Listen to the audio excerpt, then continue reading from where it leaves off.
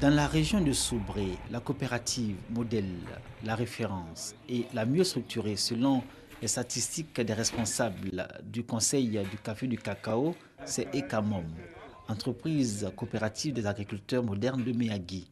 À son honneur, de nombreuses actions qui participent de l'amélioration des conditions de vie des producteurs membres et la pérennité de la cacaoculture.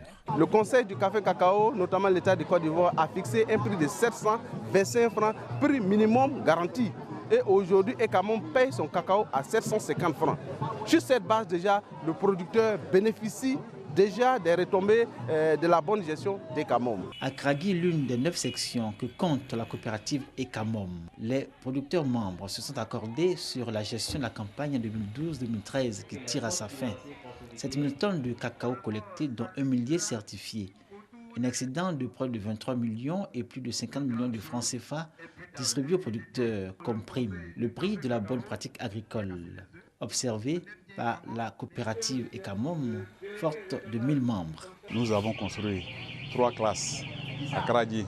En plus de ça, nous avons obtenu forage. Nous aidons les planteurs, les préscolaires. D'autres aussi ont perdu des parents au village, ont tantôt des problèmes ici. On fait face à tous ces problèmes-là. Voilà pourquoi nous sommes comme ça aujourd'hui. Ce qui frappe dans cette région de Soubré, zone de forte production cacaoyère, c'est que les producteurs ont entièrement adhéré à la réforme de la filière café-cacao. Ils attendent maintenant que l'État les accompagne de leur quête de progrès. C'est que dans nombreuses zones de production, notamment dans le département de Miyagi, les populations sont toujours sans eau potable, sans électricité et l'accès aux soins de santé demeure encore difficile.